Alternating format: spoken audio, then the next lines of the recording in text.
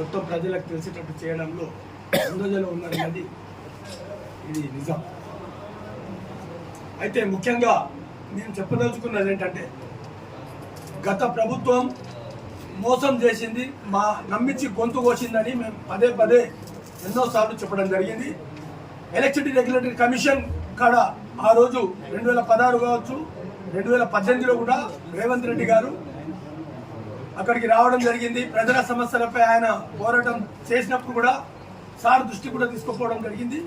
ఆయన ఆ రోజు కూడా మాటిచ్చిండు, రాబోయేది మన ప్రభుత్వమే, మనం చర్చించుకొని ఈ సమస్యను పరిష్కరించుకుందాం, ఇది దొంగ ప్రభుత్వం ఉంది టీఆర్ఎస్ ప్రభుత్వం అని చెప్పేసి ఆ రోజు ఇప్పుడున్న సీఎం గారు ఖరాఖండిగా చెప్పడం జరిగింది. మేము చాలా ఆనందంగా వ్యక్తం చేసినాం. అయినప్పటికీ ఇప్పుడు సంవత్సరం దాటింది. 24 గంటలు కరెంటు ప్రజలకు ఇవ్వడంలో ఆర్టిషన్లే కీలక పాత్ర అని కూడా ఆయన ముఖ్యమంత్రి గారు స్వయంగా మీడియా సముఖంగా చెప్పడం జరిగింది. మరి ఇంత కష్టపడుతున్నారు కార్మికులని ముఖ్యమంత్రి గారికి తెలుసు, అందరికీ తెలుసు. కానీ మా సమస్యకు మాత్రం పరిష్కారం ఇంకా 1 ఇయర్ అయిపోయిన తర్వాత కూడా ఇంకా దొరుకుతుంది. మేము అదే అడుగుతున్నాం. ఈ రోజు ఇప్పుడు సమ్మర్ ప్లాన్ అని చెప్పేసి అధికారులు ఉరుకులు పరుగులు పెట్టిస్తున్నాం. ప్రజలకు నిరంతరంగా కరెంట్ ఇవ్వాలి. ఒక్క సెకండ్ కూడా బల్బు వెలగకుండా ఉండకూడదు. బల్బు వెలగకపోతే టీఆర్ఎస్ గత ప్రతిపక్షంలో ఉన్న ఇప్పుడు టీఆర్ఎస్ వాళ్ళు బ్లేమ్ చేస్తారు, బదలాం చేస్తారు ప్రభుత్వానికి అని చెప్పేసి కాంగ్రెస్ ప్రభుత్వం తెలియజేస్తాం. మళ్ళీ 24 గంటలు కరెంటు ఆ బల్బులు వెలగాలంటే ఈ ఆర్టిషన్లు చాలా అత్యధిక అవసరం అనేది ఎందుకు గ్రహిస్తలేరని మేము అడుగుతాం. కాబట్టి ఇవాళ మీరు లైన్మెన్ కావచ్చు, లైన్ స్పీడర్ కావచ్చు, ఫోర్మెన్లకు కావచ్చు 2 లక్షల పైన జీతాలు ఇస్తున్నారు. అరే మాకు కడుపు నిండా తిండి పెట్టండి, కష్టపడడానికి మేము సిద్ధంగా ఉన్నామని పదే 100 సార్లు చెప్తా ఉన్నాం.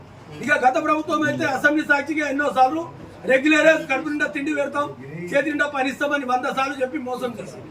ఈ సర్కార్ కాంగ్రెస్ సర్కార్ మోసం చేయకూడదనే ఆవేదనతోనే మాస్ అందరు 1000 మంది కలిసి రేపు నిన్న విద్యుత్ సోద అక్కడ మేము దరఖాస్తు ఇవ్వడానికి పోయినాం సీఎండి గారికి. గేట్ లోపలికి కూడా రానియలేదు, బయటికి వెళ్ళి బయటనే ఇచ్చేసాడు.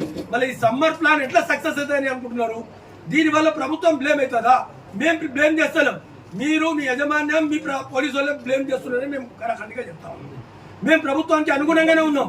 ప్రజలకు నిరంతరంగా కరెంట్ ఇవ్వడంలో కీలక పాత్ర వహిస్తున్నది, అది మీకు అందరికీ తెలిసిన విషయమే.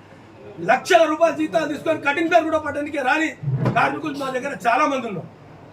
వాళ్ళకేమో కడుపు నిండా తిండి పెడుతున్నారు. ఇంజనీర్లు నిన్న కాక మొన్న సతీష్ అనే ఒక ఏడీ గారు 3 లక్షల జీతం 3 లక్షల లంచం తీసుకొని దొరికిండు. ఇది 100 సార్లు చెప్పడం జరిగింది. అరే అలాంటి జీతాలు ఎక్కువ జీతాలు ఇచ్చడం తక్కువ చేసి మాకి ఇవ్వండి, మేము కష్టపడడానికి సిద్ధంగా ఉన్నాం, ప్రభుత్వంకి మంచి పేరు రానికి మేము సిద్ధంగా ఉన్నాం. ఇంత తెలియజేస్తా ఉన్నా కానీ ఇంకా మీరు ఇలాగే ఉంటే మాత్రం రేపటికి నష్టం జరిగేది ఈ ప్రభుత్వాలకి అని చెప్పి కూడా తెలియజేస్తా ఉన్నాం. ధన్యవాదాలు.